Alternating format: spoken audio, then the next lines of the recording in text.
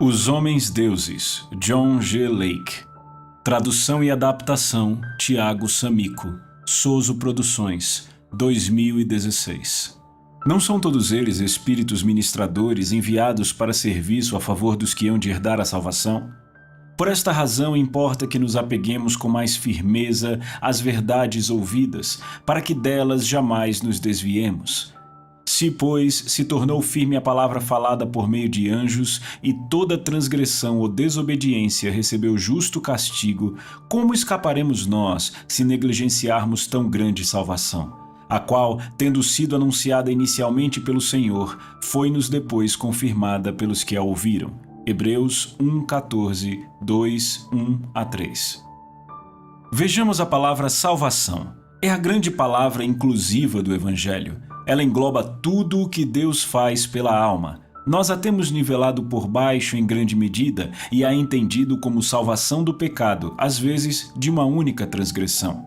Mas ela significa muito mais do que isso. É uma palavra que engloba tudo, inclui tudo o que Deus faz pelo espírito, alma e corpo do homem e é aplicável a cada departamento da sua natureza, não apenas destruindo a consciência do pecado, que é puramente negativo, mas criando uma consciência de justiça, o que é positivo. A salvação é ao mesmo tempo destrutiva e criativa. A humanidade tem perdido muito ao limitar esta obra de Deus a um único ato ou a uma série de atos, em vez de perceber tudo o que Deus faz para o homem.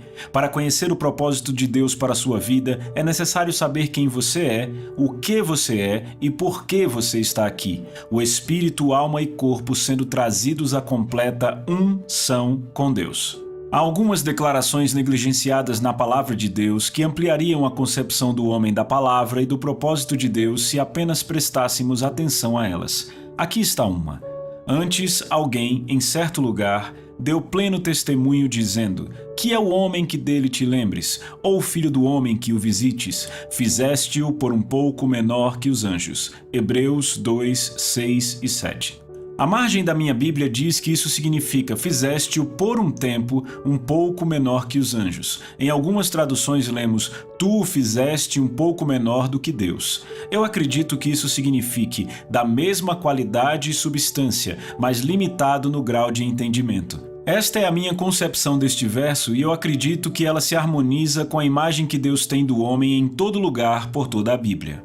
A minha convicção é que a maior transformação possível à raça humana é perceber que, em vez de sermos inimigos de Deus e uns dos outros, Deus espera que sejamos deuses. João 10:34. O grande despertar que precisa chegar aos nossos corações e que chegou tão gradualmente para o mundo é de que há uma força de Deus e uma força da alma na natureza do homem que Deus está se esforçando para trazer à tona. Ele está convocando um despertar de alma para a percepção de que o homem interior é o homem real. O homem interior é o governador real, o verdadeiro homem que Jesus disse que era um Deus.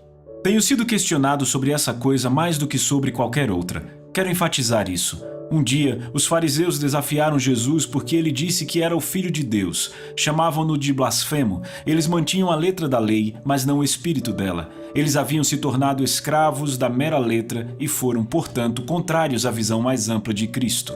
Eles estavam tão irritados que pegaram pedras e começaram a apedrejá-lo. Jesus voltou-se para eles e disse, citando as palavras que Deus tinha dito por Davi: não está escrito na vossa lei, eu disse, vós sois deuses? João 10:34. Esses homens não eram cristãos. Eles não tinham sido transformados por qualquer iluminação espiritual ainda. Eles eram homens, como diríamos, vivendo em pecado. No entanto, para eles, Jesus disse, eu disse, vós sois deuses.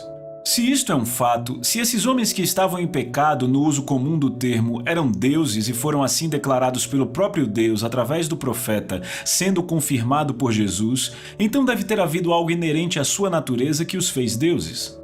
Quando vemos a Escritura do começo ao fim, vemos a maravilhosa verdade que o homem não é uma criação separada, destacada de Deus, mas ele é uma parte do próprio Deus. Deus soprou seu próprio ser, seu próprio eu na natureza e no ser do homem, e o homem foi feito alma vivente. Gênesis 2:7. Deus soprou no homem a materialidade celestial da qual o próprio Deus é composto. Alguém pode dizer, eu pensei que o homem era mortal. Como eu entendo o organismo do homem, posso dizer que temos o nosso corpo físico com seus 5 órgãos sensoriais e, através desses órgãos, somos postos em contato com uma determinada gama de atividades que são puramente físicas.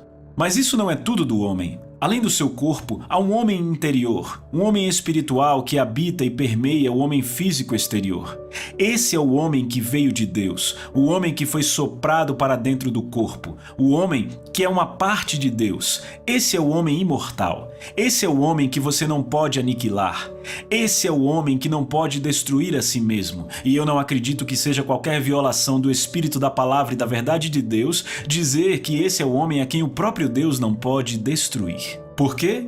Porque Deus não pode destruir a si mesmo e o homem é feito da substância de Deus. E isso é o que Jesus tinha em mente quando olhou para o rosto dos fariseus e disse: "Eu disse, vós sois deuses." O funcionamento do homem espiritual. Não podemos facilmente dizer que transformação virá para a humanidade quando ela perceber este fato.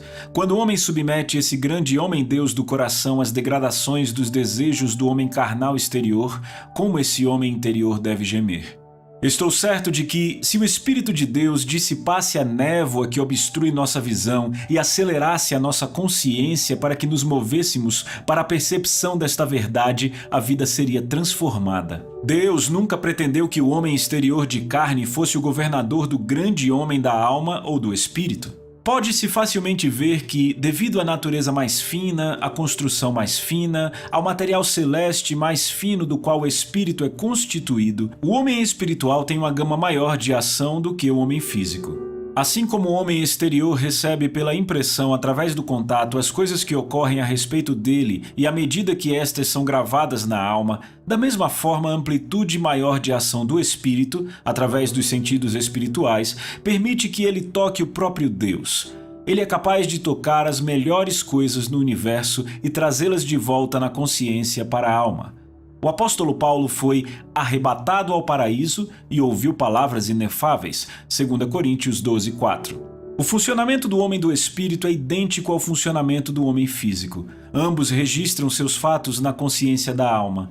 Consequentemente, quando tomamos conhecimento de certas coisas no espírito, coisas que nosso espírito reconhece, é porque o espírito registrou essa consciência de sua operação na alma. Assim, nós conhecemos. O assunto homem-deus se resume em grande parte ao seguinte: ao invés do viver do homem em obediência às coisas que ele recebe pela ação dos sentidos do homem exterior, ele percebe que há uma vida maior e uma atividade interna e começa a entender algumas das suas competências e do dever que ele tem para com o homem interior, este homem do coração, o homem-deus de dentro. Percebendo isto, ele se recusa a permitir que o animal controle o espírito. Não há nenhum indivíduo na Terra que não conheça em algum grau a operação do Espírito de Deus. Eu não acredito que haja um ser humano vivo que não tenha, em algum momento, estado consciente do Espírito de Deus e, possivelmente, ouvido a voz do Espírito ou percebido a operação deste Espírito em seu coração. Como João disse, essa era a luz verdadeira que, vinda ao mundo, ilumina todo o homem. João 1:9. Na minha congregação na África do Sul, havia um mineiro que vivia uma vida vil e pecadora. Um dia, quando ele estava trabalhando na mina, operando sua máquina de perfuração, tomou conhecimento de uma voz interior falando com ele, uma voz em seu espírito que disse: "Desça a abertura larga, que fica centenas de pés para baixo, e chame o austríaco para fora." Um austríaco estava trabalhando sozinho em uma das aberturas. Ao me contar sobre isso, ele disse: "Irmão Lake, eu estava tão ocupado que pensei que talvez fosse alguma aberração da minha mente e continuei com meu trabalho." Um pouco depois, a voz falou de novo e desta vez com mais autoridade: "Vá até a abertura e chame o austríaco para fora." Eu ainda estava muito ocupado e não obedeci, pensando que possivelmente seria a minha imaginação. Ele continuou com seu trabalho até que a voz falou dentro dele pela terceira vez, de uma maneira extremamente urgente. Ele disse: "Eu sabia que era a voz do Espírito de Deus." Larguei tudo e fui para a abertura. Quando olhei para baixo, pude ver a luz de uma vela, então eu peguei a minha vela e fiz um movimento para ele vir para cima. Quando ele chegou, eu não conseguia explicar por que eu o havia chamado, mas enquanto eu esperava sem saber o que dizer, toda a abertura de repente desmoronou. Quem foi aquele que falou? Que possuía o conhecimento prévio? De onde veio a voz? Foi a mente universal de Deus. Mesmo esse mineiro não sendo cristão e, embora ele não fosse obediente à lei de Deus ou à lei do seu próprio ser, um homem que vivia abertamente nas concupiscências da carne, ainda assim, o seu espírito teve um contato consciente com Deus naquele dia. Talvez você também tenha tido a mesma experiência. Antes de você ser cristão e de se tornar obediente à mente e à vontade de Deus, houve um tempo em sua vida quando o Espírito de Deus começou a tratar com você e, pela primeira vez, você teve consciência de que sua vida não estava em harmonia com Deus. O propósito de Deus. Se estas coisas são assim, como a palavra de Deus e a lei do nosso ser declaram, que há um homem-Deus maior dentro, há algo maior na vida do que dar a este homem uma chance? Qual é o propósito de Deus em nosso ser? Será que não está tudo resumido no esforço de Deus para desenvolver no homem da alma uma compreensão consciente de quem ele é, quais são os seus poderes, a infinitude da sua existência e todas as outras grandes coisas que o espírito naturalmente vê e sente? O desenvolvimento da alma, a semelhança e a estatura de Cristo é, então, o maior elemento e finalidade que pode entrar nas nossas vidas. O próprio Deus coloca isso em primeiro lugar. O homem não deveria colocá-lo em segundo. Você percebe que, à medida que a luz da verdade de Deus está começando a nascer de novo sobre o mundo, a nova força que toma conta de seu coração é a consciência de que Deus tem um propósito em sua vida, um propósito na sua presença aqui? É uma parte da grande educação da alma. É uma parte do que é necessário para que a humanidade possa seguir, de forma contínua, vencendo e caminhando para vencer. Tenho a convicção de que quando a cortina desta vida presente for aberta, não vai ser para nos sentarmos com uma harpa dourada e cantarmos canções o dia inteiro, embora eu pense que isso terá seu lugar. Eu acredito na vida por vir em uma nova esfera ou em condições em que vamos viver e continuarmos a nos desenvolver. A palavra de Deus fala do céu dos céus e diz que Jesus é maior do que todos os céus. Eu acredito que vamos descobrir que o desenvolvimento da natureza, o qual temos percebido até certo ponto nesta vida, vai continuar e continuar até que um dia o homem vai emergir em todos os sentidos na imagem e na compreensão de Deus como ele é. Eu acredito que há um tempo no desenvolvimento da vida da alma em que é mais valioso o outro lado da vida do que aqui. Lembro-me de alguém que eu muito amava e em quem eu observei esta coisa peculiar. Durante meses, um processo maravilhoso de espiritualização se passou nesta vida, até que um dia, enquanto eu estava sentado à minha mesa, olhei para o rosto dela e observei uma espécie de glória celeste em tudo ao seu redor. Eu disse a mim mesmo, se essa condição de espiritualização continuar por mais alguns meses, haverá mais dela do outro lado do que aqui, e eu vou sentir falta dela, pois ela irá embora. Foi dessa forma. Um dia voltei e descobriram que, durante a minha ausência, o espírito dela havia partido. Ela tinha ido para estar com Deus. Quando Deus tem a alma desenvolvida a um ponto onde Ele pode confiar a esta alma uma vida e uma missão maior, ela é mais valiosa para Deus do outro lado do que aqui. Tenho a convicção de que esse é o momento e que deve ser o modo de transição de uma alma para a vida maior. Se isso é um fato, quão sinceramente devemos desejar que tudo em nós aponte para dar ao homem do seu coração a chance devida de se levantar em sua própria imagem do tipo de Deus e na grandeza de Deus. E ao invés de ser dominado pelo homem exterior, por sermos filhos de Deus na posição de autoridade, o homem exterior deve ser obediente ao homem interior. Este é o propósito de Deus. Esta é a intenção de Deus. Em 2 Coríntios 10, de 3 a 5, vemos como esse fato foi reconhecido por Paulo. Ele diz, porque, embora andando na carne, não militamos segundo a carne, porque as armas da nossa milícia não são carnais, mas sim poderosas em Deus para a destruição das fortalezas, destruindo imaginações e toda altivez que se levanta contra o conhecimento de Deus e levando cativo todo o pensamento à obediência de Cristo. Não é esse o exercício do poder da alma? Não é esta a afirmação do homem espiritual, tomando o domínio e o controle na vida, levando cativo todo o poder do pensamento e concepção em obediência a Cristo? Pois a vida de Cristo é a maior vida que a humanidade já absorveu. Fiquei espantado recentemente ao saber que, no presente momento, 1 tonelada de Bíblias é publicada para cada 1000 unidades de qualquer outro livro no mundo.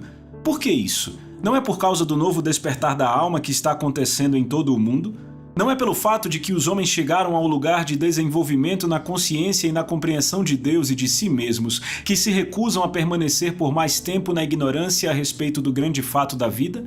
A Bíblia é o grande meio de revelação de Deus.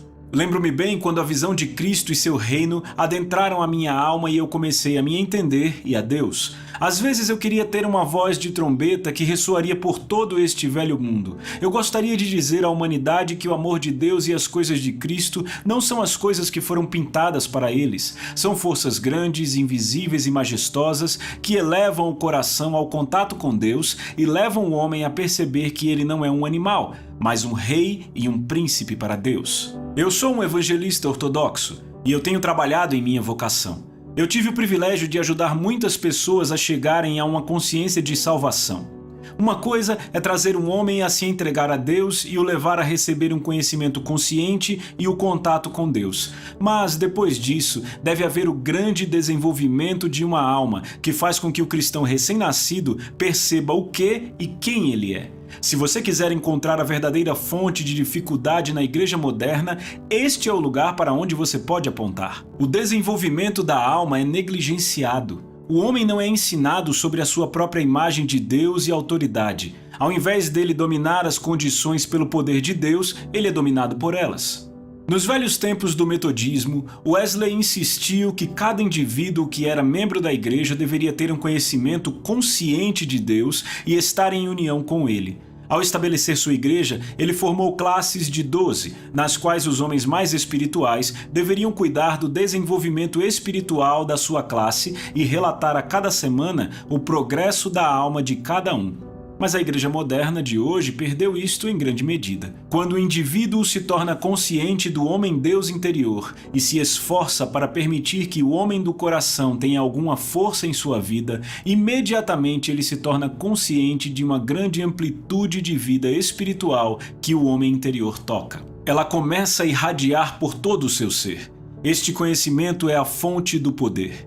Este homem interior, este homem em união com Deus através do qual o poder de Deus é transmitido, que entende a mente de Deus, cumpre o seu dever para com Deus e consigo mesmo e traz o homem exterior em obediência.